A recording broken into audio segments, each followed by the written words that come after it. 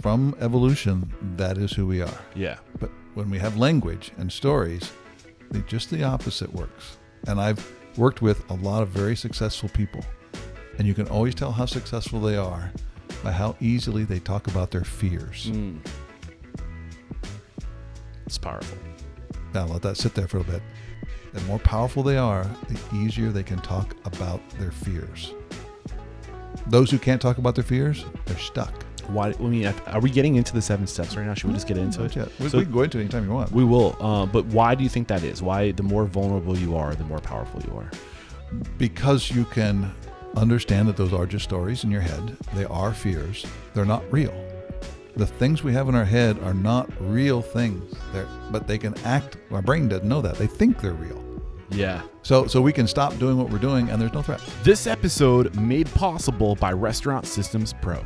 With excitement, allow me to introduce to you today's guest, CVO of Macklin Connection and author of Everyone is Afraid, A Fable of Fear, Friendship, and Flourishing, Ron Macklin. My man Ron, are you feeling unstoppable today? I am today. Yeah. I am feeling so unstoppable. Psyched to have you here, man. You're like the perfect guest in my mind because I'm on the road. I'm talking to these restaurateurs.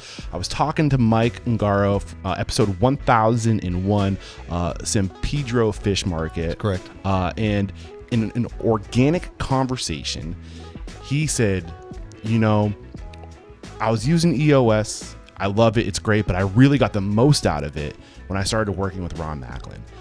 So you weren't even on my radar before this conversation, and now we're sitting here, we're doing the work, we're doing journalistic work. I'm sitting here across the table from you. I can't wait to dive into who you are and what you do and what we're going to cover today. But let's get that motivational, inspirational ball rolling with a success quote or mantra. What do you got for us? My quote is, be your stand. Right? It's really kind of simple, but we are a stand. We have things that we believe in, things that we say this is who we are. And just relax and be your stand. Be your stand. What is a stand? Stand is a story that you have in your head. And that story has 3 things, right? It's like what you will do, what you won't do, and what you might do. And when you go through and learn all those, like, first of all, everybody has a stand. You are one right now. We work through and we craft our stand. Like we create a space where we say, this is what I will do, this is what I won't do, this is what I might do. And once you've done that, then you go, just relax. Relax and be you, be yourself, and then let your stand come through in what you do. And really, when I hear you say that, when I hear you explain it, what comes to my mind is you're really just spelling out your values, your standards, short for standards. Standards, and yes. You're getting it out, and you're getting clarity, you're getting self-awareness. Correct. Well, we drifted into it because we were little kids and we learned things from people around us, but we said this is who we're going to become. But then we forgot that we created that like when we were 9, 7, 10, 14, 15 years of age, right? And as an adult, you can go through and say, is that the stand I want? Like, do I want to be a stand of a 7-year-old kid? But we don't realize we did that. And now there's a chance to go, no. This is who I want to be now. Yeah. And the stand as a 30-year-old is not the same as a stand as a 60-year-old. You mean you can move your feet after you've stood? You sure can. And we change. We get smarter, right? We learn things and we go, nope, not that. Or, oh, yes, that. And in that space, we continually refine our stand throughout our life. I love that. And I think, this might be a little adjacent, but this idea, like this thought might be adjacent to what you're sharing with us. But I think people often, they're so slow to like commit to writing their core values down, their vision, their mission, like all these things, which isn't necessarily quote unquote the stand. But I think there's some similarities there. And I think they're afraid to write these things down. They're afraid to commit because they have to do that for the rest of their life. Like whatever they write, they have to commit to that for the rest of their life. And I think it's important for people to understand that like you can change. You will change. We evolve as humans. What you write down today might not be true 10 years from now. And that's okay. Well, here's what I learned.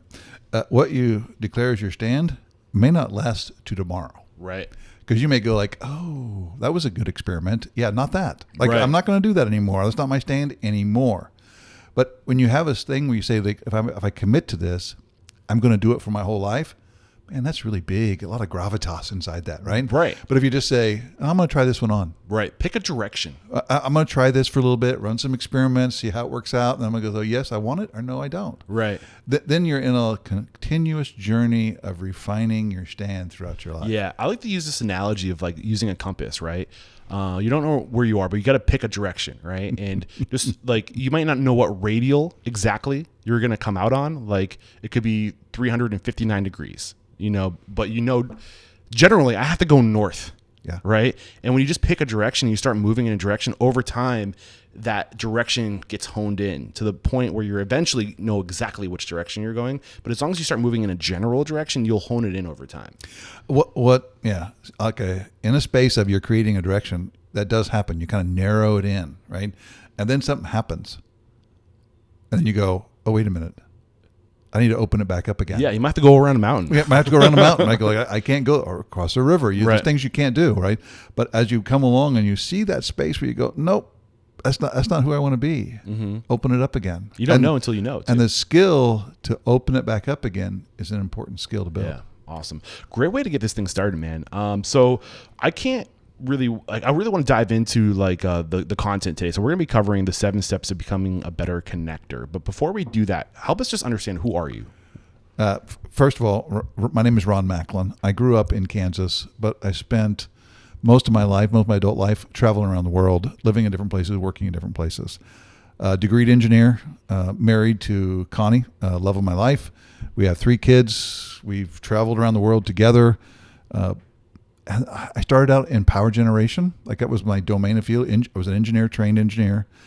Started out in power generation, figured out how to set some world records, and figured out how to make some accomplishments that made me. What kind of world records, man? Well, we were working in nuclear plants. Okay. Right. And inside the nuclear plants, there's a space where you say, every day I'm shut down, right, it cost $1 million. Because you lost revenue of $1 million. Right. So then how do we make them as short as possible? Right. And then at the time when we started doing this, it was probably a fast outage was like 22, 23 days. And I heard somebody do it at 17 days, and we said, oh, man, that's amazing. And at the same time, I was kind of pissed, right? Because I'm like, oh, man. I got beat, right? And then we set out to say, well, let's set out a goal to set a new record for the shortest duration. And we set out to go at 13 days, which is a substantial reduction from what was at the time the world record. And we finished up in 11 and a half days. Wow. So what that means was the customer was able to generate another $8 million of revenue from the work because they got back online quicker. Hopefully you got to see a piece of that savings. When you work in a company, Yeah. the company did all right. Yeah, well, right? hopefully they recognize. Yeah, they recognize this, but it was more important than that. And this goes back to, we're going to get into like where we're going with this conversation. When we do those things and we acknowledge the people that did it, because like I didn't do that. I didn't sit down and say, okay, I'm going to decide all the problems and work everything out. I'm going to go, this is how we're going to get there. We brought everybody together, right? We brought people in early. We talked about it. We challenged everything.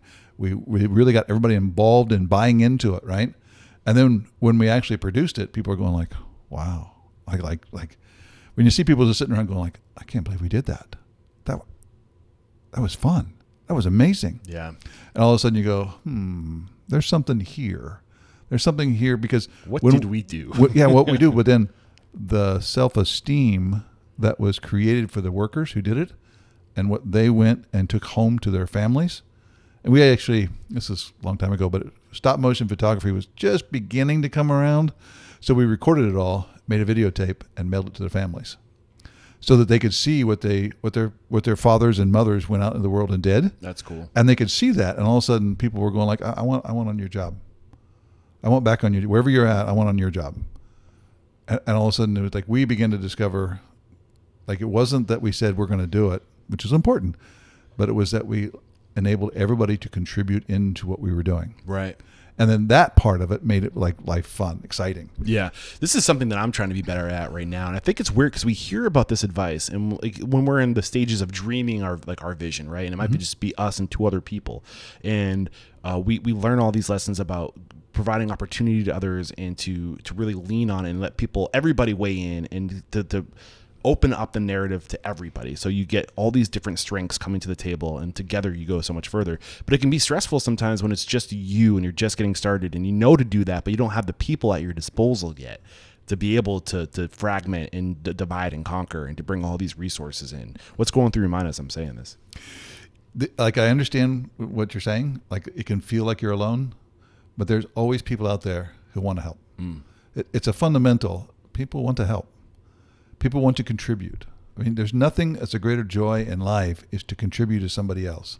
Question is, are you open to letting them contribute to you? Which we just went to one of the last steps of the methodology. The skill to allow people to contribute to you is very important. And you gotta be careful, because it's not just like they're contributing to you like the way you want them to contribute to you.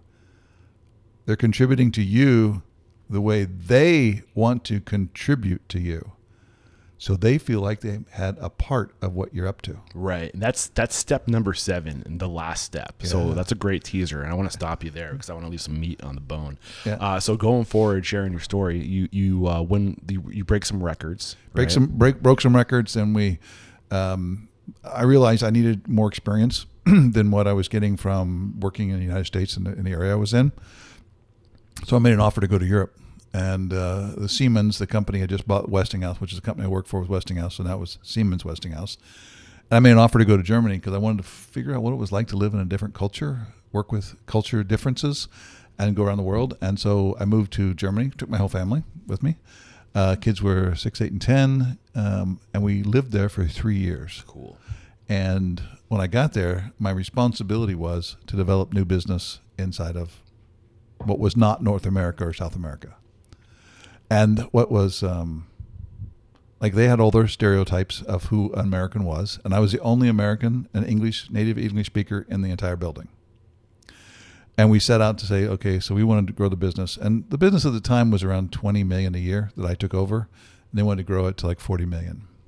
We grew it to $150 million. Wow. A year. Right. And by doing so, like, we had to go travel around to different countries. And so we were in all over Asia, all over North Africa, all over Middle East, all over Europe, growing these businesses, and even some in Far East Asia. And we had to grow these teams, but we had to see, how do we get people to travel out to the job sites and go to these places and really listen. Which, that's another one of the steps, right? And really listen to what it is that they have to say. And then we could design offers. And that's how we went from around $20 million a year to $150 million a year. Wow. And wait, timestamp this for me. When were you doing this? 3, 4, and 5. 2003, 4, and 5. Okay. I was going to say, because, I mean, you still got years ahead of you. You seem like you're like the younger side, like middle-aged, I'm guessing, ballpark-ish. So, like, it wasn't that long ago. You know, like, so, like, you're still working, and like, and are you? When did you stop doing that? I left Europe in 2005. Yeah, came back and went to.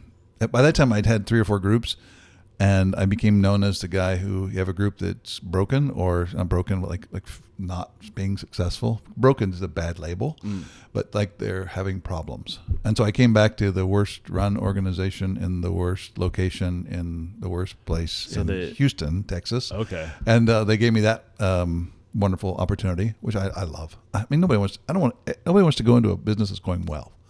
What are you going to do? Right. Like, at best, you're going to go, that's going well. So because it was a group that had challenges, and they'd gone through several managers, averaged one every 2 years for the last 10 years, and then take on a group that was having challenges, and then we set out to transform the business. What was your title? At that time, director. Director. So you're an engineer, power engineer, but it sounds like really what your skill is building teams. Yeah. And, you know, you're not like the mechanic in there doing the work. But so yeah, when I went to school, I studied engineering, but about 3 years in, I realized, I don't like engineering at all. This is like, no, it's not me. But I was also a football player. Okay. D1 football player, right? And what I loved about playing football was not the X and O's of the game and all that stuff. I loved pulling together as a team, creating a team, creating an opportunity for somebody to do greater than what like individuals could do, right? As a group. And so I started, when I went into because I said it's too late to change degrees. I'm just going to finish up my degree and get out in the world. And I spent all my time building teams because that's my passion. Yeah. Oh, that's man. what I love. That's cool. We're going to have fun, man. So, okay, keep going. Like, any other part of your story? I mean, in terms, this is like 05, 04. 05, 04 came back. The group that I took over to run in Houston, which was a challenging situation. We, as a group, we won the best place to work in Houston, Texas. We went from losing $15 million a year to break even to $20 million profit to $40 million profit in those period of time. Wow. What was that in that period of time? Like 4 or 5 years? Yeah, 4 or 5 years. Yeah. About 6 years. 6 right? years. Yeah. And then I left there and went to work I left Siemens, went to work for Calpine. Again, one of those challenging groups that they had trouble with, and like fixed a lot of the problems there. I didn't do it. Like, I gotta be careful when I say fixed. I didn't fix them. I created space for the group that was there to fix them. That's part of what we're going to get into, these connections. I used all of these 7 steps to build these teams together to where the people who were there didn't change. Like, we didn't come in and change out 80% of the people. We didn't change out anybody. What we changed was the stories they had in their head, which is the name of my podcast, by the way. The stories you have in your head? The story in your head. Oh, the story in your head. I love that. So in 2020 is when you pivot your career to start coaching and teaching people these lessons you learned. Any other like stuff going on from 2006 to 2020? So yeah, I did move. I worked at Calpine for 3 years, and then I went and moved to Kansas City and helped out a friend with a medical business, small medical business. We helped do that, and then in 2018 is when I left working for somebody else and started doing what is Macklin Connection full time. Got it. And when was the vision for the book? When was the vision? Yeah, like when did you have the vision for the book? When did you start working on the book? And the title of the book is Everybody is Afraid. The first time I remember having a conversation on the book, because I have a course that teaches the 7 steps, and it was just a 4-week course. And at the end of it, actually a good friend, Dan Nisser, who is now with Milk Specialties, and he said, I didn't get any new connections, but I got a relationship with my son that I've never had before. So is it about new connections or deeper connections? Both? Yeah, just connections. Got it. Right, because they're all just connections, right? Yeah. And he goes, you need to write a book. And I was going like, oh, wait. I went into engineering because it had the least amount of English in the whole everything. My skin just started to crawl a little bit. I'm not a writer. I don't want to do that, right? And then as I kept working this and running into more people, they kept saying, you need to write a book. You need to write a book. Okay. So then I go, what book do I want to write? And the first thing was, I didn't want to write a how-to book. I wanted to write a fable. What is a fable? Well, it's actually it's a story that you can discover something in. It's a story that you can learn from. Like, there's things that cause people to notice things, but it's not instructions. So this, I like the hiding Easter eggs, and stuff. It is full of Easter eggs, right? So there's all kinds of things to discover as you go through the story about the steps, about the people, and how do you work it, what is tossing a line, all that kind of stuff is inside there, but it's not in a way that it's like instruction. Yeah, you're learning, but you don't realize you're learning. You're listening to a story, and then you're reflecting on the big lessons later on in the book. What I like is, and this is what showed up for a lot of people so far, they read the book, and they go, wow, that was really good. And then they complain because I made them cry. And then, I was going to say, you made me cry, man. Yeah. I was like, you're a good writer for somebody who doesn't like to write. So they say, and then like 2 weeks, 4 weeks, 6 weeks later, they go, I get it. I get what you're after. So there's things that they're changing inside of themselves as they read the book. They're changing, not me. They're changing themselves, and it changes how they approach with other people. Well, I think it also helps people realize that they're not alone. That we keep all this stuff, all these fears, what we're afraid of, bottled up, and we think, we live inside our heads, and what consumes our consciousness isn't even on the radar for other people. And it's crazy how that happens. And then as soon as we just open up and accept and we get vulnerable. First step, know that you're not alone, that everybody is afraid, just like you are. Yeah. Then when you can open up, you're not going to tell your story to somebody who's not afraid. You're telling somebody who is just as afraid as you are. Right. Yeah. And then all of a sudden you go, wow, I can tell my stories. And people are like, oh man, that's me. So that book was published in 22? 23? 23. 23. Okay. October 23. What up, Unstoppable restaurant owners and operators? We have to interrupt today's video to let you know that Restaurant Unstoppable and Restaurant Systems Pro, we're taking our relationship to the next level. Beginning in July of 2024, Fred Langley, CEO of Restaurant Systems Pro, is making himself available once a week in Restaurant Unstoppable Network to answer all of your restaurant systems questions, whether it's the profit margins. He will look at your P&L. Bring your P&L. He will take a look at that. He will dissect it. He will help you find your profit, whether that be through budgeting, inventory management, costing recipe cards, labor, checklists, you name it. He is a master on restaurant systems, and he's making himself available to you. Fred Langley and Restaurant Systems Pro started as a consulting firm, and for over 16 years, they've been helping their clients increase their profit by 10% or more. What are you waiting for? Click the link below to join our Facebook group, Restaurant Unstoppable Network. Okay, so you're traveling around the country, or you're working with people, you're teaching them these lessons that you learned to help scale all these power companies. Was it all nuclear? No, I had moved on from nuclear at that time into different areas, and then we've started working in 2018. We started working with IT businesses, construction companies, fish markets, some of the bigger names, Google, like Pods and other people. So we're working with businesses, and we find our forte is really the companies that somewhere between 20 to 200 million in revenue, have about 100 plus employees, or to up to 500, maybe up to 1,000. But the executives really appreciate the employees. Like they're not users of the people, they're leaders of the people. They don't use some up. They don't go like, well, let's get another one. No, they care. And that gives us a chance to help them figure out how to develop their culture. And so we've been doing that since 2018. 2018. I mean, I think we should dive a little. I want to give the listeners, you should definitely get this book. It's on audio, so no excuse. When you're driving to work, you have time to absorb this book. And kind of like, I was kind of expecting more of a how-to. I'm not gonna lie. So when I started listening to it,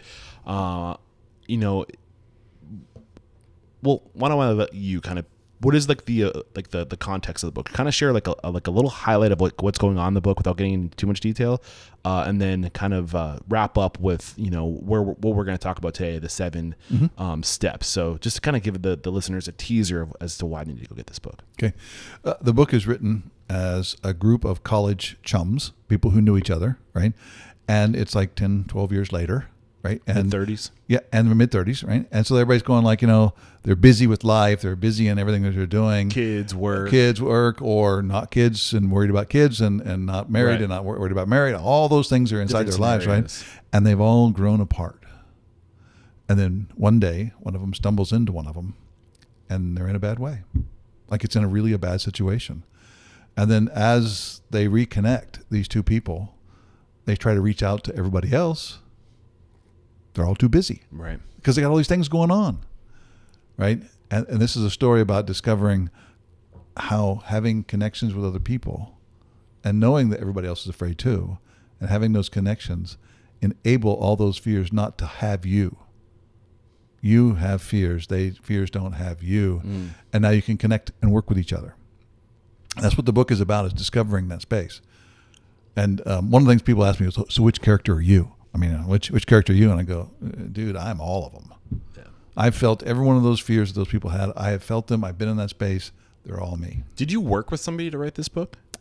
I worked with several people to write this book. Well, I mean, it's really well done. And for somebody who doesn't like to write, I mean, you're really good at pulling on the strings of the heart. Really, it's really an emotional book. Like I said, I cried. Yeah, thanks. Not thanks that you cried, but thanks for comment on the book. The purpose of the book was to get people to drop their shields. Yeah, it really reminded me of The Go-Giver. Are you familiar with that book? I am. Yeah, I don't think I've read it, but I'm familiar with it. Yes, it reminded me because it's a story, right? It's a story of like this idea, and I think there's some of the big lessons there. Like, don't go looking to get, but go looking to give. Right. And when you go looking to give, when you go looking to like to listen or to, there's like good things happen. And I think that's kind of the same message here is like, you can't, when you go to looking to listen, right. When you go looking to get people to open up, get vulnerable, you can't have any expectation of the outcome. You just need to know when you go do that, when you go, like good things come of it. It's like one of those, like you just have to have kind of blind faith.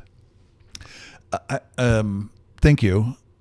The way the book is the way I created it was a space for people to listen to it or read it and be able to notice their own fears inside there. And then the way we work as humans is we have stories that we turn into shields, like and we use them to protect ourselves, right? Like, well, something's wrong with them, blame them, right? Or something wrong with me, but I'm not going to let it out, and you put your shield up. And the purpose of the book is to let people like put their shields down and know that it's okay to be afraid. Why do Nothing we have bad. those shields up? Because that's how we survived school. Right. That's how we survived as young kid. how Nobody was telling us this stuff. Parents didn't tell us. Nobody told us all this stuff. But it's how we survived. Well, one thing I'm fascinated about is just this idea of like anthropology and like where do we spend most of our time evolving as humans, right?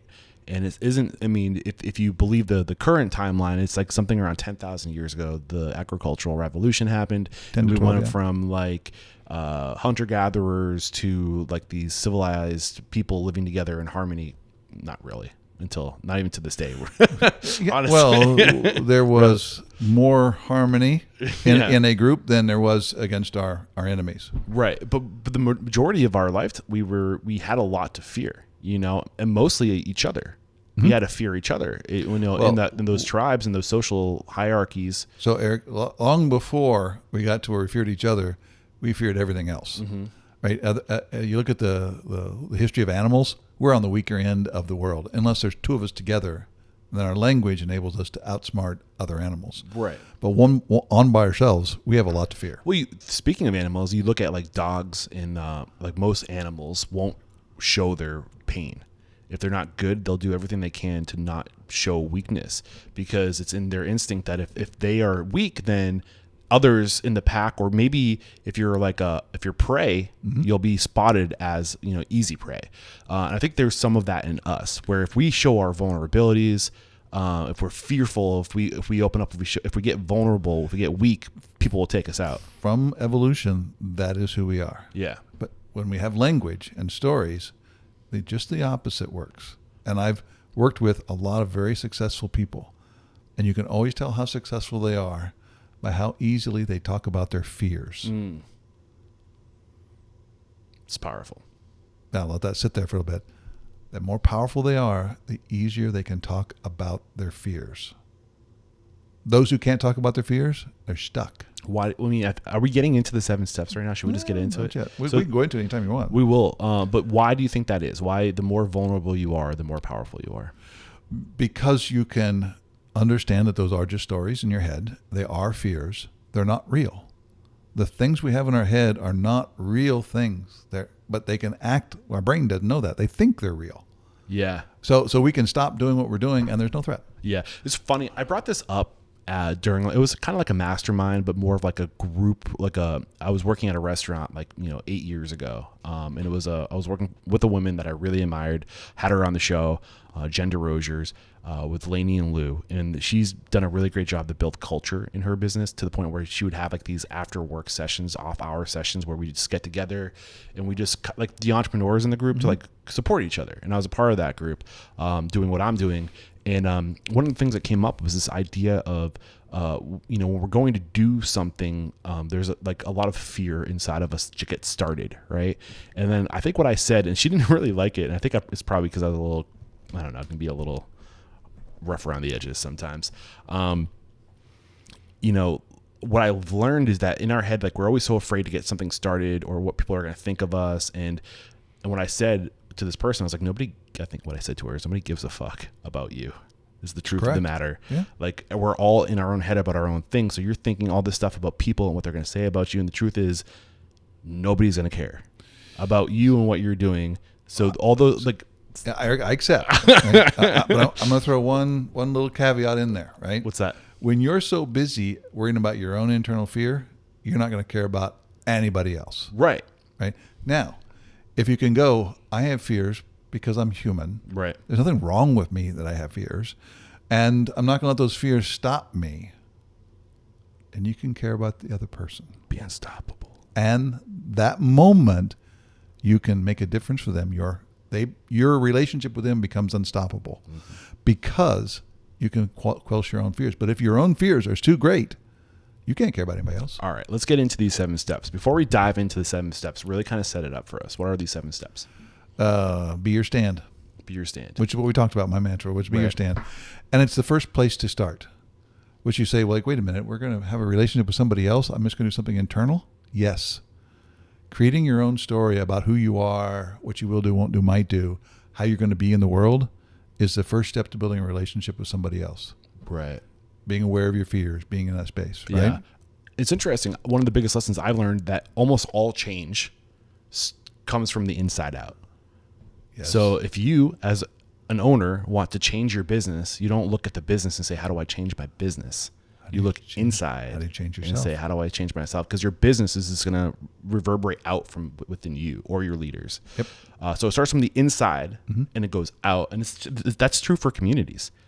If there's an issue in an organization, don't look at the systems, look at the people. Start with the people. If there's an issue in a community, start with the people. And change the people from the inside out. One of the biggest lessons I've learned on the show, and I can see that comes through in your work. Before we dive into the first step, when did these steps come to you? When did you at what point in your journey would you say this is it? So you're asking when it actually all gelled together into one space. I'd say that's around 2010, 2011. Okay. Right. I started working on it in 2000. Like how to build it, because what did I do? How did I have all this success? It was more importantly for me. It was like, how do I find the relationships to be successful? And I started the journey to figure out how do I go about doing that, right? And we may get into Monty in a little bit, but the space is like when I got it all figured out in 2010, it was like I could use it, and people would say, "How do you do that?" And I tell them, and they go, what? Right? And I go, why don't they understand me? And so I really had a story inside my own head that I'm some weird dude, odd because scared guy inside me, right? And I'm some weird dude and I can make this work, but nobody else can. Because I told dozens of people what I was doing. And it has to do with that fear and not being able to drop your shields and not being able to look at yourself and our protection around us. People couldn't hear my stories. And it wasn't that I wasn't telling them well, it's that their shields wouldn't allow them to hear it. And in about 2013, 2014, I actually bumped into a video online. I've heard of him before. His name is Monty Roberts. He's a horse trainer, world famous horse trainer, close friends with the Queen of England. Shout out to Monty and his family. He trains horses and he does it in a nonviolent way. And I watched his video one time, and I went, oh my God. If people could watch this video and think about themselves, because it's not about horses. For them, it's for horses. But for me, it's not about horses. It's about people. Then they can, because they're watching a horse do something, and they put their shields down. And we started I worked one case, let them watch the video. And at the end of it, when the guy said, I got a different relationship with my son. You need to write a book. So this technology, this video that Monty made about training horses, I use it as a marginal practice to allow people to discover the steps and use the steps. So we do that, and the programs we put together, we have rights to use the video, and that enables people to notice their own self, because when I come to most people and have a conversation, what happens is their shields come up, and they can't hear me through their shields. So let's get into it. What is the first step? It's be your stand. So it's a way to organize yourself, organize your thinking, organize your moods, organize your way of being in the world before you ever start a conversation. Right. That is step one. And there's a lot of things to think through. Like, will I be honest? Will I always be honest? Is there sometimes that I'll lie? Is there a space where will I show up on time? Is it okay for me to be late? Is it okay for somebody else to be late? You go through those stands and you look at everything about what you're doing in your life. Mine started out 9 when I started. Now it's about 35. 35 different things that are in my stand that I say, yep, that's who I am. Yep. And I hold that. And it kind of reminds me of, kind of what we're talking about. Everything starts with you. Before you can go on this journey, you have to kind of make those benchmarks. So you have to understand, who am I have to create yourself first. Right. Your stories, and when I say create yourself, it's like choose the stories you're going to have in your own head. Why is that such an important first step? First, it's the only person we can change is ourselves. Yeah. Right? And two, how we show up is a manifestation of those stories we have in our head. Right. So the other person's going to look at us and they're going to see us, but what they're really seeing is all the stories in our heads that come through our body. Yeah. Communication is 90% visual, 10% language, right? And all those stories come through in how my face is shaped, is how my body stands, everything about my space.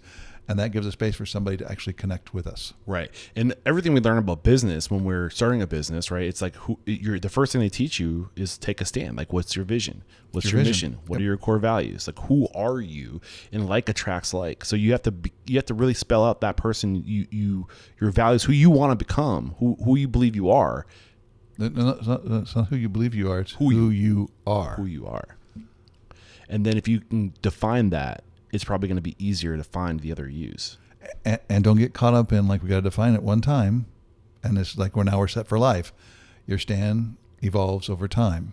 You're going to run experiments, you try things on, and you come back and modify it. Right. Even like I mentioned EOS earlier today. I'm a big fan of the entrepreneurial operating system. Even in their process, it's the VTO. The first thing you do is Vision Traction Organizer. Mm-hmm. So there's a lot of parallels here. Getting that clarity of who you are. Who you say you are and who you're going to be in the future. Yeah, I love that. Anything else on a package with Be Your Stand? Because I feel like we kind of got into it early too. That's complete. Step one. Yep. And this is the step one to becoming a better connection or connector. Yep. Am I using the right terms? Yep. Am I on brand right now? Yep. All right, cool. Macklin methodology is the name of it. Yes. Macklin methodology. I love it. Yep. So what is step number 2 to becoming a better connector in the Macklin methodology? Be curious, right? And be an offer of help. Be curious. Be an offer of help. We also call it tossing lines. Okay. So in the book you say care and be able to give help. Why did you change that? I'm curious. It's changed a lot. For the editors to make it work out, right? We made it what it was. Okay. But you really want to be curious and you want to care about what they're doing, right? And then be an offer of help. But offer of help is not in a space where you say, here's some help. It's help people discover something for themselves. Mm. So what I'm hearing is a lot of first seek to understand, then seek to be understood coming through here. Like first seek to understand your people and understand what's going on inside of them. Mm-hmm. Because with all those that data, those touch points, the more you know about these people, the more they give up, the more aware you are to be able to help. Yep. Well, you have to understand their concerns. And we have several, like, how do you say this? It's not only technology, but in a way it's like more methodology. But there's a way to, like in meditation, there's a way where you repeat the words back that people say. So you're not just waiting to respond, right? You're listening to every word somebody says and letting it wash over you, right? And you really begin to understand what they care about. And if you don't understand what they care about, how could you ever be of any help whatsoever? Mm. But that means you got to take your own fears and put them aside. They're still there, but you're not letting them drive. And then you can be curious about what it is they care about. So is this, I mean, I'm sure the answer to this is all the above, but do you like block time for this? Is it just being like, if you're in the kitchen and you're like, at a pizza restaurant and you're rolling dough and everyone's shoulder to shoulder, is this the time to start asking questions and learning? Like, when do we make the time to dig deep and to understand these people? Great question. Because I think people try that. They go like, okay, well, I'm going to set aside some time and I'm going to go connect with this person, right? And I'm going to use the methodology and I'm going to connect. And you can do that. I find I'm always doing it. Like, this is my way of being in the world. So I'm being curious, understand what they're up to, what they care about, where they're going to go. I create myself and I'm asking questions into that space, right? And what I'm really looking for is, what do they care about? Why is that so important? If I'm going to be help to you and I don't know what you care about, why would you ever accept any help from me? Like you need to pull their interests, right? Well, what's going through my mind listening to you, and examples of how I see this in my interviews, is that when you're growing your team, it's about creating opportunity for other people, right? People, Maslow's hierarchy of needs. Am I secure? Do you see me? Do you value me? Are you asking questions about me? Are you interested? Are you curious about me? And then like beyond that, it's growth. So the more you understand about that person's interests, strengths, like their abilities, what they can do, the more, and you're not just listening and what are they saying, you're watching them. You're seeing what they're good at in real time. Like, oh, this person might not. I'm gonna go a little further. It's not just watching them. You're being with them. What do you mean by that? Whatever their concerns are, whatever they care about, you're going to hold those concerns as your own concerns, right? It's kind of a way of honoring them, and you hold their concerns. But you got to learn what the concerns are, and you hold the concerns, and you're thinking about how would this affect me? What would it be in that space? And you're actually being with them. So you're empathizing with them. You could use that word, yeah. Yeah. But to finish the train of thought is that when you understand these people, and if you want to reduce turnover, how do I hang on to this person for a longer period of time? Find out what their goals in life are. Are they working with you right now, but they really want to be a social, like a marketer, and they're working on building, like they want to get into photography or something like that? Like, okay, well, I need help. I need help with that. So why don't we take your interest, your passion, and give you an outlet, and I'll pay you a little extra too to do that extra thing, right? So, but you don't know that these opportunities are on the table until you take the time to go fishing, to understand, to your point, to be curious, and then to offer help. The world's greatest photographer, the world's greatest podcaster, the world's greatest other, they're all hidden because they got so busy trying to survive and doing a job that nobody knows, and they've all given up on those passions because they have to feed their kids and they have to pay for their rent and they have to do all this other stuff in the world, and they're out there in the world being a role that's not their passion. Yeah. One question I'm curious about before we move to the third step. So we've taken time to be curious. We're making time. We're learning. We're being with our people. Understanding them, learning their strengths, learning their vision for themselves, what they want, what their ambitions are. At what point do we start to offer help? Can we be too aggressive? No, not in step 2. Okay. Never. Okay. Like never in step 2, right? And this is an essential part, which is the next step. You're looking for what we call the imaginal moment. You're waiting for the imaginal moment. And what is an imaginal moment? So there's a cell inside of a caterpillar. It's called an imaginal cell. And the cell just sits there and does nothing. Until it's time to become a until it's time for it to cocoon. Yeah. Okay. Right? And then it transforms. But now, the outside world doesn't transform it. Is it from the inside out by any chance? It's on the inside. The cell is inside, and there's a moment when the cell says, time, right? And at that moment, it builds a cocoon and turns into a butterfly and goes on. So we love that metaphor for us. Now, we don't have imaginal cells. We have something billion times more powerful. Awareness. Language. Oh, language. Language. We tell stories to ourselves. We tell stories to others, right? And when you're being your stand and you're tossing lines to other people, caring about what they have, being curious and all that kind of stuff, right? There's a moment when they go, wait, what? And inside the dialogue's going, did I have that wrong this whole time? How could that be? Oh my gosh. Can you tell me more about that? And the moment they become curious, that they're open, they're ready, like they're in a world, we call it being a minus self. Like a plus self's got it all figured out. A zero self is like, well, I don't have it figured out, but unless you're really good, I'm not going to listen to you. And a minus self is saying, what do you got? Like, tell me, show me what you got. I want to learn from you. I'm curious. I'm hungry, right? And at that moment, they turn into a minus self and they're curious and they start to look at you. And it can be like this. It can be like this. Tell me more. It can be like this. What does that mean? Right? And there's a different orientation of who they are being in the moment. And they're open. So if I'm understanding this, not you, the person who's going through these steps, but the person that you're looking to understand, to be curious about, there's a shift that happens in them where you catch their attention. We don't catch their attention. Thank you for saying that. We don't catch their attention.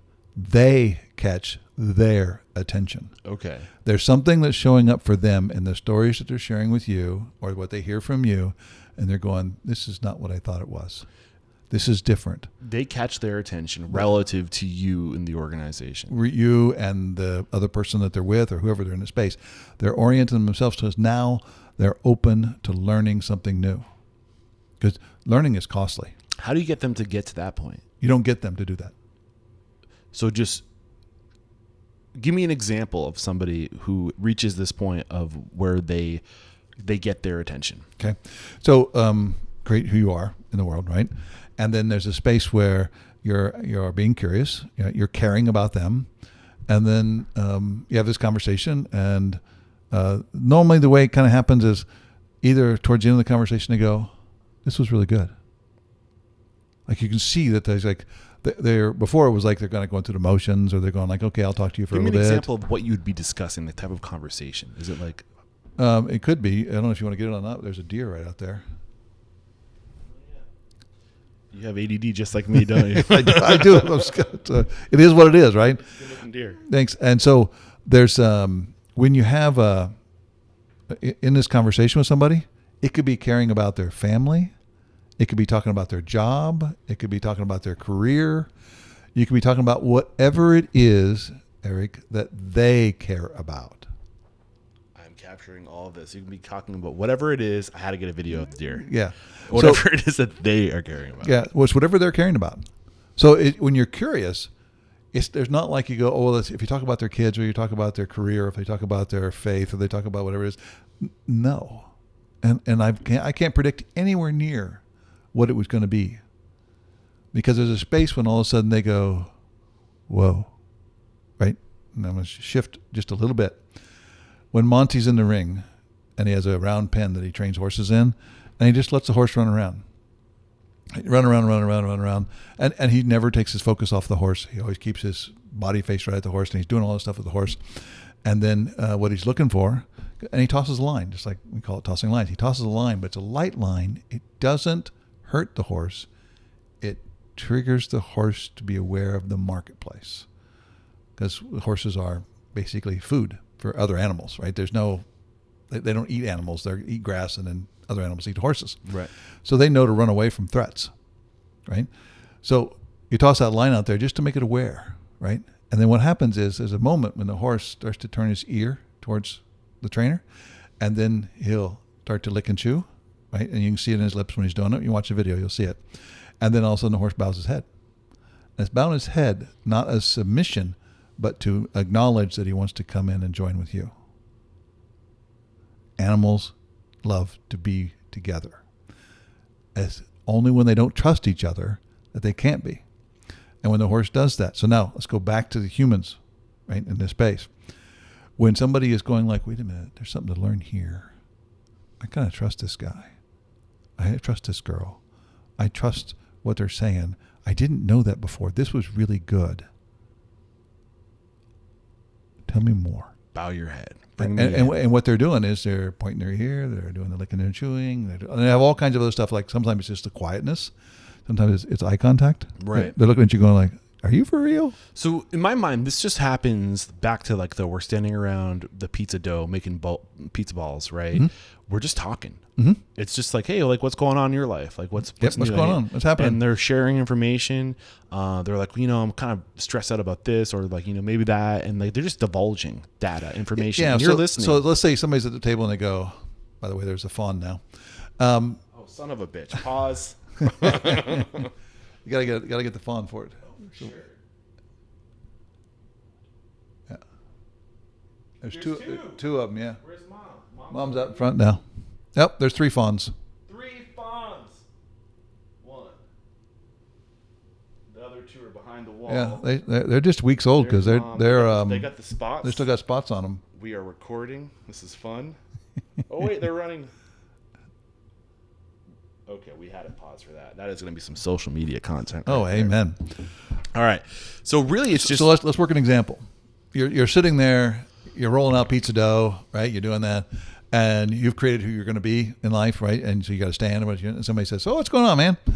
And they go something like, "I just had a fight with my girlfriend," right?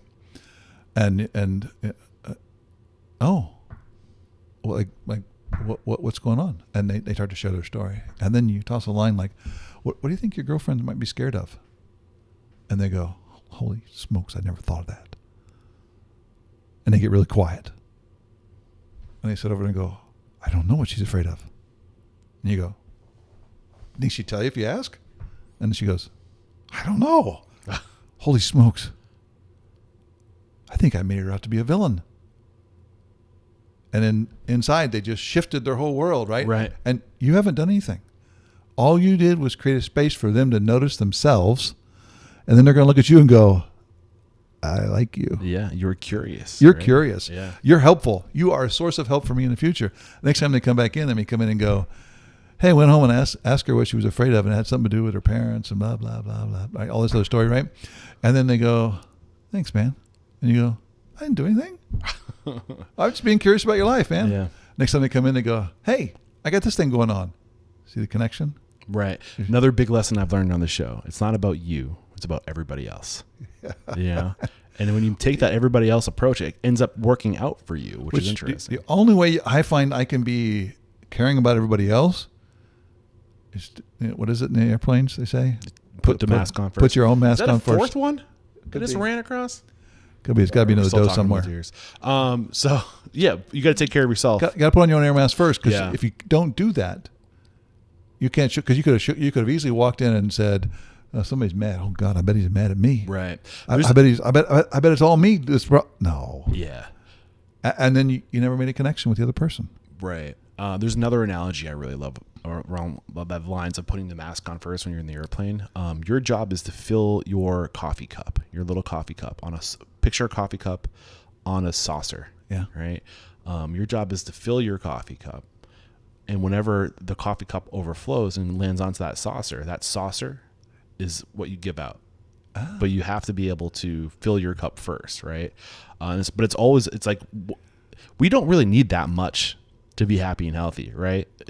All we need is a story. Right. So it's not that hard to fill your cup. No. When you really think about it. It's just a story. Yeah. So when you're opening your restaurant, make your cup as small as possible so you have more to give to other people.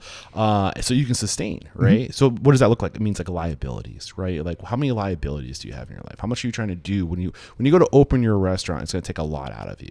So if you can eliminate your liabilities, if you can make your life as simple as possible so that your cup is small, so you have more to give to others, and then you'll get there faster. So far we've covered be your stand. Mm-hmm. We've covered be curious, and give help. Yep. And wait for the imaginal moment. Which means like if you have a conversation with somebody, you're standing at the line, you're making pizzas, right? Yeah. You have a conversation with somebody, it doesn't mean the imaginal moment's going to happen that time. Right? It may be 2 or 3 conversations later, or it could be they're driving home and they're going like, "Oh my gosh, I didn't know that." Right. And like at this moment, they come back the next day, go, "I want to talk to you about that." Right? Let the horse come to you. Yes. The horse sets the pace. Yeah. It's a statement we use all the time. Let the horse sets the pace. Mm-hmm. We focus on being our stand and being curious, caring, and being an offer of help, right? And then we wait for them to choose. So step 3. Engage and look for imaginable moments. That's it. That's what we just talked about. Yep. So the imaginable moments are when there's a spark goes off inside of them. They change some story they have in their head. They bow their head to you. Yeah. No? Well, in the horse metaphor, yes. Yeah. But when you say people bowing to other people, that's a different metaphor, right? Maybe you just get that image when the horse drops his head, he's sending a signal to the herd that I want to rejoin. Right. Right. So it's a joining sign. So when they're curious and they start to ask questions, they're now coming to us. We're not tossing lines to them. They're coming to us. That means they're curious about what we have and where we're at. That's a moment when we can connect. Got it. All right. Do we want to go deeper into number 3? I think we unpackaged it pretty well. We packaged it pretty well. And like the one that's the most tricky, right, is waiting for the imaginal moment. Okay. The one that's the most challenging is allowing real contribution. others to contribute. That's number 7. So we're Yes. jumping ahead. So Yeah. number 4 is share how we can help each other. Yeah. So then there's a moment when he comes back in. Let's say they went and talked to their girlfriend. They come back into the space, right? And you just go, it was really good to talk to you. I would like to have some more conversation. You want to go get a cup of coffee? This is not a big step, but it's like schedule something on a regular basis, or every now and then you get together to talk. But give them an opportunity to where we can work together on something. Think win-win. Think win-win. Think win. Great. Yeah. Yeah.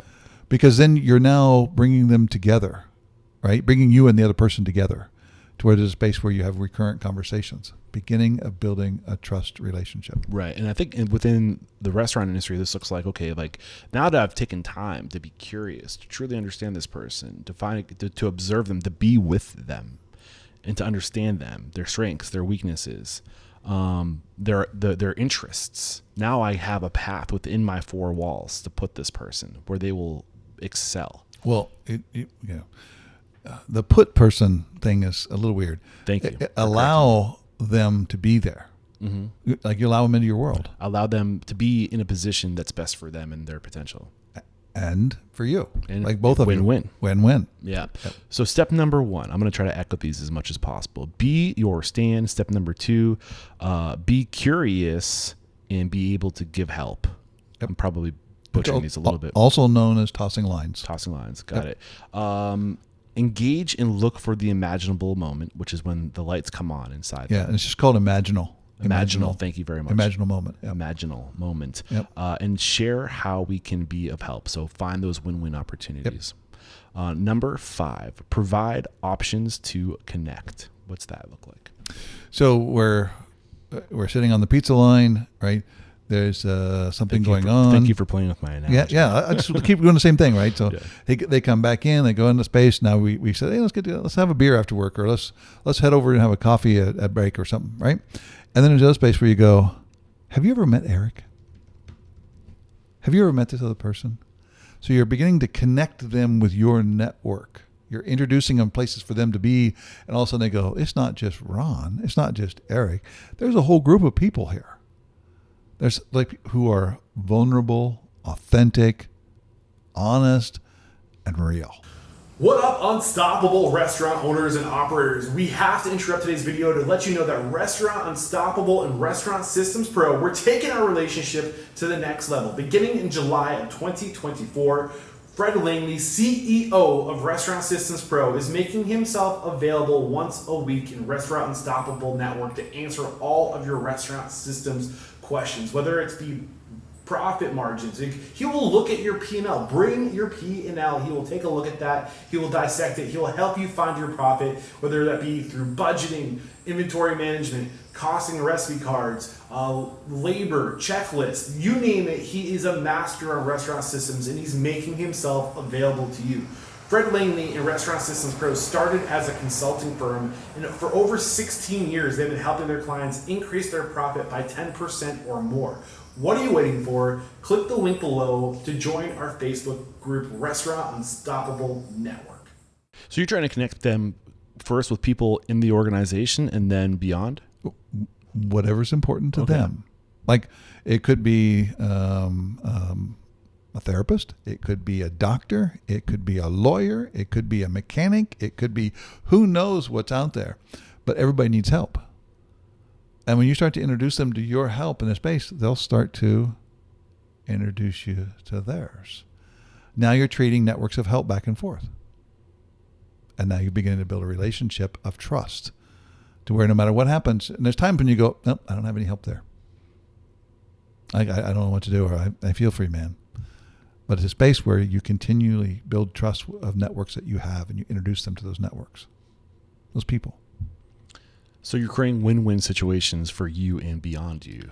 Yeah, because just like what Mike did, right? Mike said, you got to talk to Ron. Right. And Mike was doing step 4. He's introducing you to a new network, someplace else outside there. And then I may introduce you to Monty Roberts, whoever else you might want to meet. And in a space where we're growing our networks. All of a sudden you go, I think I can see how to live a good life here. But it includes having those relationships. Right. It's like on the foundation of a good life is those relationships. It's one of the things I say was seductive about what you're doing is you're building relationships with people all over the United States. It's fun. I mean, like, there's so much you're going to learn. There's so much they're going to learn. And every time you go someplace else, you bring a little bit of everybody else with you. Right? And then you're becoming, and then people get to connect with you as your space to do that. That's powerful. It's funny you mentioned that, because like literally what we're calling Restaurant Unstoppable Community is Restaurant Unstoppable Network, because it's literally that. It's a culmination. Why can't I spell that word? Help me out. Accumulation Or culmination of all these people who have been referred to me organically over 1,000 episodes, 1,000 conversations. And I think in a world where there's so much noise out there, so many people trying to sell you something or tell you they have the secret or the one thing, or they're going to solve all of your problems, and it's like, and there's everybody saying that, right? It's like, who actually has the thing? It's this is what I've noticed about us humans, me included. I can get 10,000 offers by email, and I'm not going to hardly read any of them, right? But Eric says, talk to this guy. I'll probably talk to that guy. Word of mouth is still the most powerful. It is, because there's I trust Eric. Eric trusts this person. That is so much better than an email or text or yellow pages or whatever metaphor you want to use for it. So now when you start seeing data, patterns of the same names coming up, the same tools coming up, the same things, okay, well, that is word of mouth over time. And okay, I'm going to follow the clues, right? And that's literally what this podcast is. It's talking to people, listening, looking for patterns, following up on the clues. That's cool. And that's why I live in a truck camper. Yeah, it's beautiful. I mean, it's a lot of fun, man. It's cool. But that was a fun little moment. Are you writing a book? No. we can talk. I try to avoid the words. After this. We can talk after that. But I know I might be time. Go ahead. Yeah, there's something about writing a book that's cathartic, and it's scary as hell. Right. I mean, really is scary. I'm such a scatterbrain. I don't know. It's so hard for me to pick a direction and go with it. We'll talk. Yeah. Thank you. All right. So we have covered be your stand, be curious, and be able to give help, AKA throw the line, engage and look for the imaginal moment. Yep. Share how we can help each other was number 4. And then provide options to connect. We covered that. Number 5. Yep. Number 5. And then number 6 is allow others to accept the connection. What do you mean by that? There is a space where people will go, this can't be real. Nobody's this nice. Nobody's this good. Nobody cares this much about me, right? What's the catch? What's the catch? What's the sales pitch? Where's the invisible hand? Right? And just let them be with that. Just let them be with that. And don't chase. One of the rules, don't chase. Why not? Because the harder you chase, the harder they run.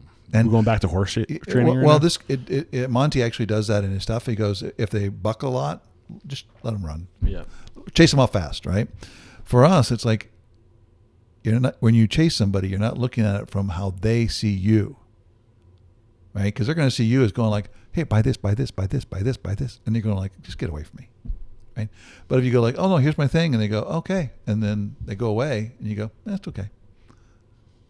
If they ever wanted to do something with me, they're going to come back because of who I am. And then when they come back, you go, cool, and I'm like, okay, I gotcha. No, it's like this.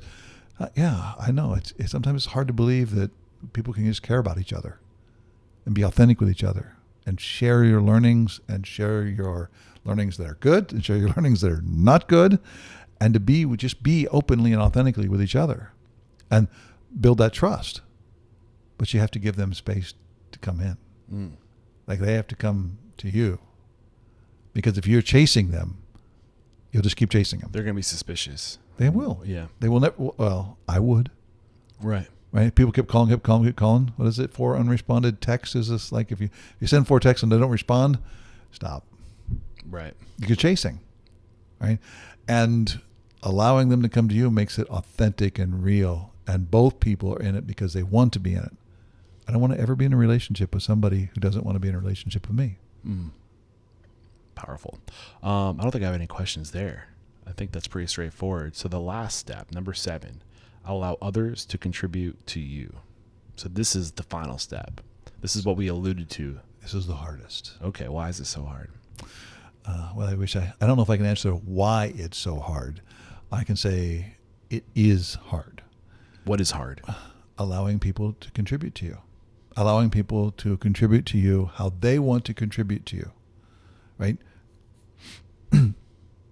We love to give somebody a gift. Getting a gift, it's a little weird. It's like you're a little upset. I don't know, what is the obligation here? What am I doing? How's it going to work? What do I got to do? Right? Allowing people to contribute to you makes you uncomfortable. Am I obligated to them? Like obligation's a bad thing. No, it's a good thing. If you're obligated to people, obligations always come first, right? And when you have that connection with somebody, right, and now they're connecting, you're obligated to them, it's okay. We don't like that.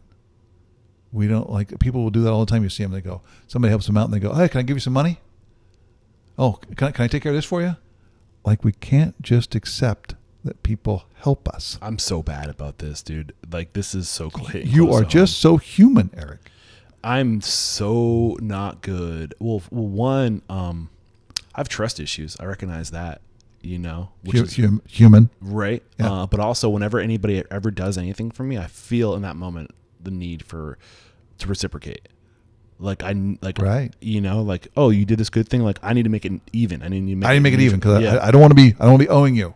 Well, also just I think it's also something within the world, the people who are in hospitality, we're all about giving. It's what we do. Mm-hmm. So when we are given to, we're it's almost this is backwards. I accept that it is hospitality. It's also every human being out there. Right. Whether you're a tradesman on a nuke plant, whether you're working in field direction, whether you're selling in Asia, whoever it is, getting something back is uncomfortable. Right. And I say often that hospitality is the most human industry out there. It's just literally the most basic, we are giving you, our job is to give you security, nourishment. It's life. What people do. Life. Life. Exactly. You're giving them life. Life is exactly the word I always use. You're giving them life. You go, okay, here's a place to stay. But on layers. Here's something to eat. Which was literally once living. Yes. You're taking life and you're giving life in that moment. You're giving security out of the elements. You're giving community in that moment, other people to be seen. Absolutely. It's powerful. And so when we work through this in step 7, and step 7 takes some time for people to work through, imagine what it feels like for the other person to have a story that they helped you. It's cool. Right? When they sit there and go, no, I did that for them. That feels good. And they really valued it. I think I might be worth something. Yeah. I may have value in the world. When they have a story that when they're around you, they feel valued, you really cement the relationship. So it can't be that you allow them to contribute how you want to. You allow them to contribute how they want to. And this gets into self-led teams. This gets into self-direction, fifth business revolution.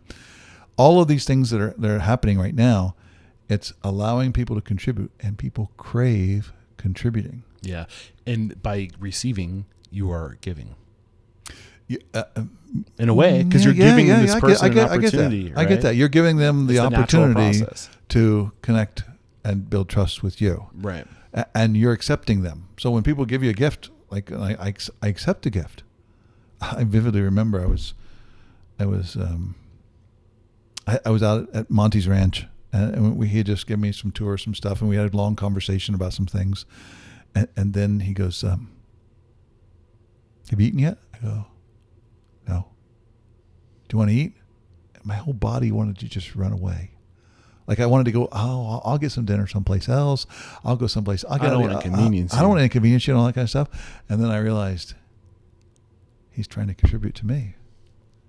And so I allowed it. And that conversation at that dinner table with Monty and I, just sitting there in the kitchen, one of the most powerful in my life. Another big reason why I'm on the road is because it's all the conversations that happen after the recording, the relationship building, the opportunity to receive from these people who are helping me. Like the purest form of hospitality, I am this traveler on the road, and you're bringing me in to restore me, and I need the restoration. I'm not gonna lie. Like sometimes it gets lonely on the road, so to have those connections, it's powerful. It is. Yeah. So that's the allow real contribution, and it's got to be real. It's got to be real, because it's not like saying, well, yeah, you can do that. You can pick up the trash, right? And that's not that. No, it's like, what do you want to do? Like, how do you want to contribute? Well, I think this would be really cool. Great. From the top, be your stand. Be curious and be able to give help. Throw the line. Tossing line, Jess. Tossing the line. Thank you very much. Engage and look for the. I don't know why I'm struggling with this word. Imaginable. No, imaginal. What is that? I don't even know what that. What is imaginal? What is the definition? Imaginal is the name of the cells in the thing. It's called imaginal cell. Okay. That's what from the caterpillar. Oh, okay. Those cells are called imaginal cells. That's why we call this an imaginal moment. Got it. And okay. Engage and look for the imaginal moment. Yep. Got it. Thank you. Share how we can help each other. Yep. That's number 4. Number 5 is provide options to connect. Yep. Number 6 is allow others to accept the connection. Which means let them move at their pace. Right. Yes. And number 7, allow others to contribute to you. Yeah. The final step. That's it. I love this. This has been a lot of fun, man. So to go back to my conversation with Mike Ngaro from I always want to say San Pedro. He corrected me, and I almost always say San Pedro, but from San Pedro Fish Market. Yep. He said that he was using EOS. I want to kind of like come full circle now and get a little bit more big, because I'm a huge fan of EOS, right? Yep. So in the conversation, the narrative was I use EOS, but really what helped me take EOS to the next level, the entrepreneurial operating system, to the next level, was teaching what Ron, or implementing what Ron taught me. How familiar are you with EOS? Pretty familiar. So, okay. How do you think your work has helped him with EOS? Where has your work elevated him? So you're familiar with EOS. And EOS is around organization. Right. It's about creating who's going to do what roles, what are the rocks, what are the goals, what are the level 10s, and creating what I guess call an organization that works together on this basis, right? Yeah, I like to communicate EOS. If you're listening to this and you have not read Traction, I highly recommend Gino Wickman's book, Traction. In that book, they talk about the entrepreneurial operating system, i.e. EOS. And all that is it's a collection of all the best practices that Gino has learned studying entrepreneurs, and he bundled them together in a way. So there's a table with all these pieces on the table, right? A puzzle. Yep. And he took all those pieces and he put them in order, and he kind of tells you about how all these things fit together through his interpretation of the different things that he thought were the best pieces of advice. That is kind of EOS. So I liken it to a process on how to scale, a process on how to communicate and have everybody work towards scaling, because you're looking 10 years ahead and you're reverse engineering it, and you're creating weekly steps to get to that 10-year goal. Yep. That's kind of how I explain it. That's good. I accept, and there's nothing I know about it that's any different than that. Right. And that's EOS. That's EOS. So that's what we're talking about. Yep. So now that layer, the Macklin approach. So this is the organization and how it all works together, and the relationships and all that kind of stuff, right? And we work on all of those stories that people have in their heads, and we let them discover that they're just stories in the space. So we have, as an example, we have 3 workers. One shows up in the work, all same quality, same skills, same everything about, like they can make a pizza the same way, they can make a cut fish the same way, whatever that is. They all the same. One guy goes in and he's got a story in his head, right? And he's not happy to be there. He doesn't want to be there. He doesn't notice people recognizing him.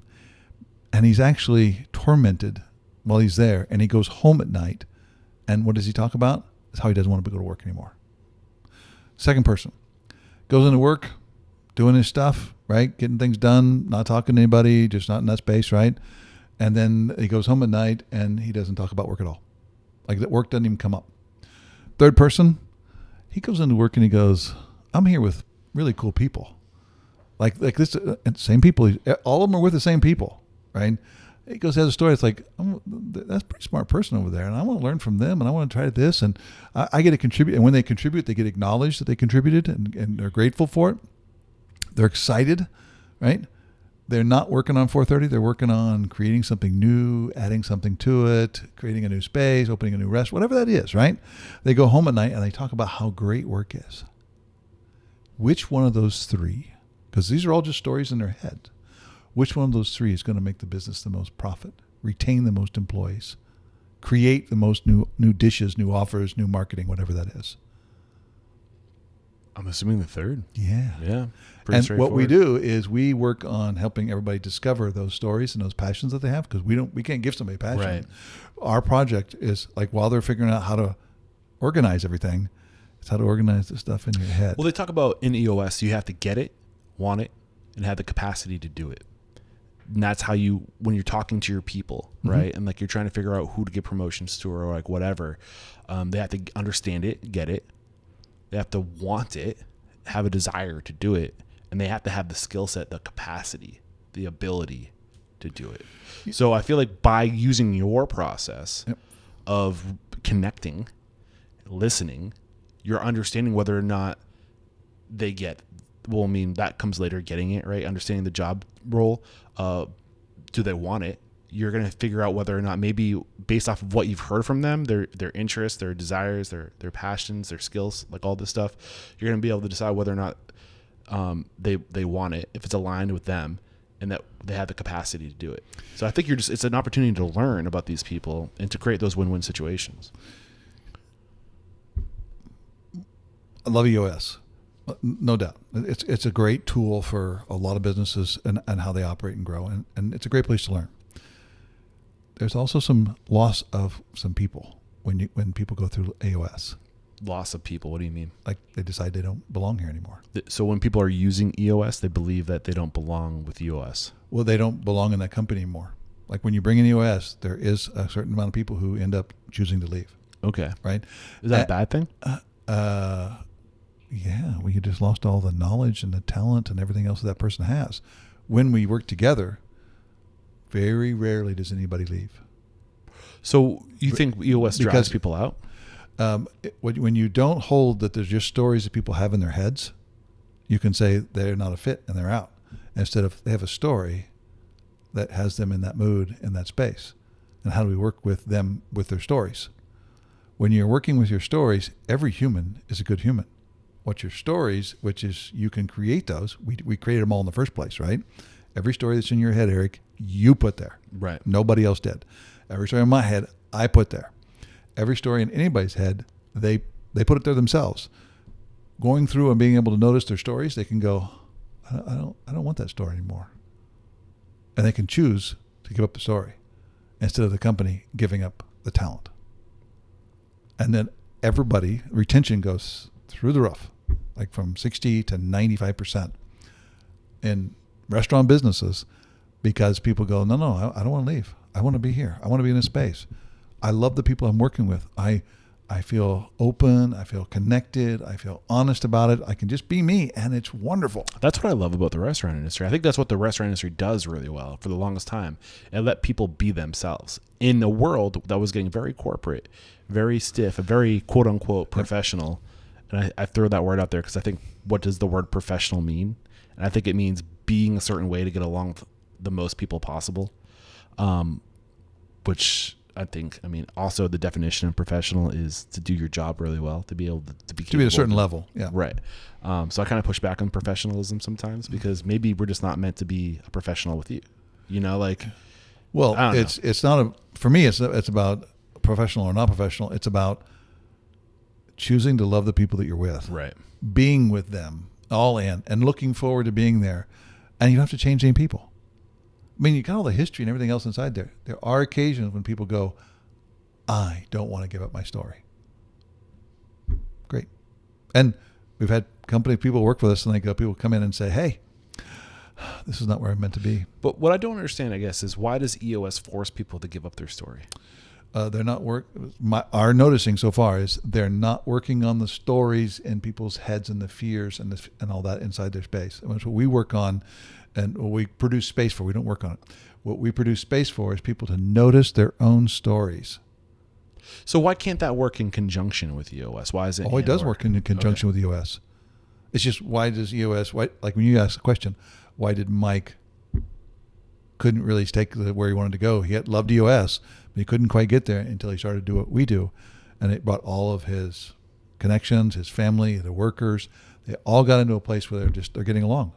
I feel like in my interpretation of what I know about EOS and what I've learned about what you're doing is I feel like your process, your 7 steps for better connection, the Macklin methodology, gives people the interpersonal skills to implement EOS on a deeper level, where like they give you the framework on how to like organize the business, the structure, and tangible framework for information and communication to flow with the annual, the quarterly, and the level 10 meetings, L10 meetings. But to actually communicate, to get the most out of the communication that's happening, where you're really first seeking to understand, to listen, to be curious, then to create those win-win situations, it gives you a more intimate one-on-one level process to bring the most, to start the most intimate level and reverse engineer and the layer EOS on top of that. Yeah, great. I accept. Inside of EOS, when you have all the little level 10s at different levels, right? Yeah. But each group has to be able to speak their mind and be engaged and be a part of that, versus like they go in, okay, I'm going through the motions of EOS now. Right. Right. And okay, well, yes, I have that meeting again. No, it's a space where they can engage and go, hey, no, this is really good. And I'm looking forward to it. I'm going to be with Eric. I'm going to be with Mike. I'm going to be with the other people. This is going to be amazing. When you get to the place where people are engaged and excited about work, then EOS is like jet fuel. Right. So like if we're drilling down like the 10-year plan, 5-year plan, 1 year, quarterly, weekly level 10 meetings, right? At the meat of all that is identify, discuss, solve, right? The IDS is what they call it in the book. And that's where every department goes through, or every person goes through their quarterly goals, what they're working towards, what they said last week they're going to get done this week for this next meeting. And if you don't accomplish that thing, you drop it down to the identify, discuss, solve. But I think what you're giving people is at that level of identify, discuss, solve.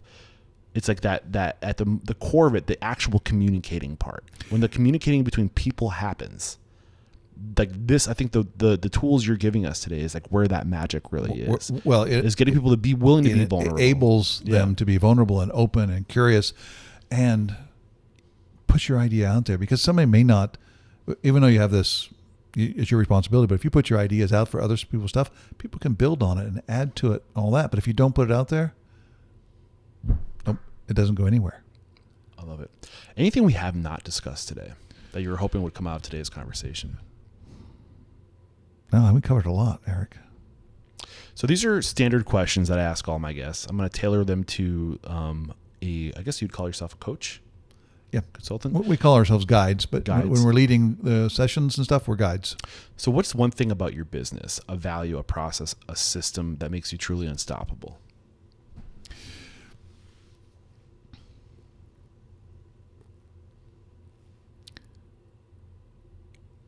The programs are led by the companies. So when somebody goes through one of the first programs, right, they go through it as an individual, right, and they're going to getting it right, and then those who kind of get it and they're excited about it, they're going to lead the next session going through. So now, as the old saying, nothing brings clarity to the mind like the thought of a noose in the morning. When you have to prepare to lead it with your peers and the people around you, you really begin to hold it. You really begin to hold those stories, and you begin to create from those stories. And then that's unstoppable, because once you start to do that, then it's not us coming in with, we're going to train your people. Your people are beginning to transform the culture of the company, because they're led by the people that are there. Yeah. And they never forget those leading processes. That's a perfect segue into my next question. So the mission statement is to change the world through inspiring and empowering the restaurant industry. I think the way we're going to do that is by lifting up one person at a time, by transforming one person at a time, one restaurant owner at a time. So give me an example of how you have personally transformed. Who are you today? Who's Ron Macklin today versus the Ron Macklin back in 2000 before you went and you did all this crazy transformation of these companies? How are you better today? Back then, I was frustrated and angry. There was a lot of anger. I didn't understand why I couldn't accomplish what I wanted to accomplish, right? And the transformation was like, back then it was like, how do I get them to recognize who I am, right? And today, I'm not trying to get anybody to recognize me, right? I am trying to be me and be the best of me I can. And in that space, I get a lot more noticing from other people. Like there's a connection there. So just like the algorithm, the methodology, like it's letting people come to you. Don't chase. Don't chase. Mm-hmm. Right? And don't try to manipulate. I can't get anybody to do anything. What I can do is create space for them to connect. And the major transformation for me is a lot more peace in my life, a lot more openness. And it's a lot, say there's humor to it. You can go, oh yeah, I've been there, right? And like it's a whole space, I got it. And but there's also a lot of reward when people go, thank you for that. I mean, I got a call yesterday with somebody, and he's going like, you've changed my life. I go, no, I didn't do anything. You changed your life. I produced a space, and thank you for an acknowledgement, and you're welcome. Because now it's not about getting me credit for anything. It's about how do I help others create their own world. I love it, man. That's great. So I do like to wrap up every conversation by having my current guests call out a future guest. Typically in the world of restaurants, this is other restaurant owners. This is how I tap into a market, right? Like who else is doing it well? Who's taking care of their employees? Who's fiscally responsible? Who's challenging the status quo? Who's really moving the industry forward in your community? But along those lines, I mean, if you can think of restaurant owners that are coming to mind, like hit me with them. But what about like more along the lines of the work that you're doing? Authors, thought leaders in this space. Who's doing some work? Who do you think I should get on the show? Boy, there's several I could go into.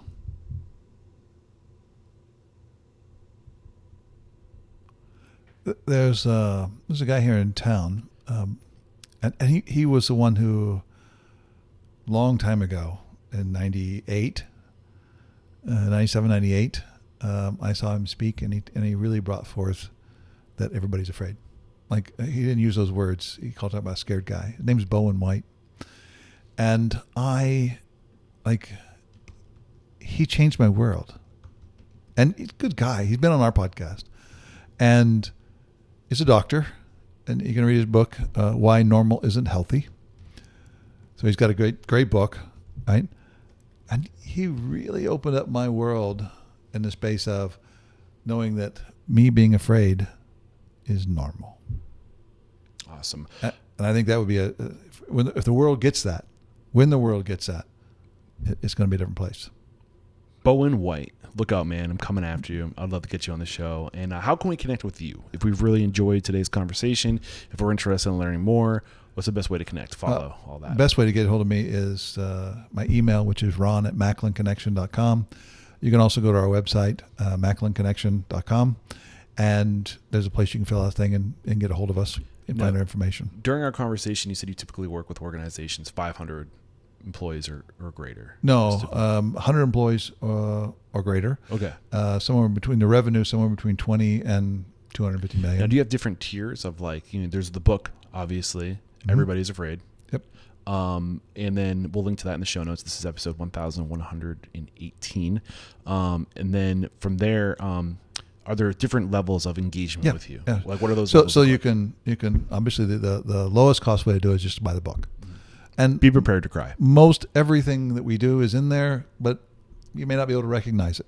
So you may have to read it a couple of times or work with a group. But if you want more, go to Imaginal Community, which is it's a Mighty Networks space, and you can sign up there. We got some blog posts inside there. How do you like Mighty Networks? Pardon? How do you like Mighty Networks? It's been pretty useful for us. Yeah. I mean, compared to what we were doing before, this is really good. I liked Mighty Networks. I was using Mighty Networks for our community.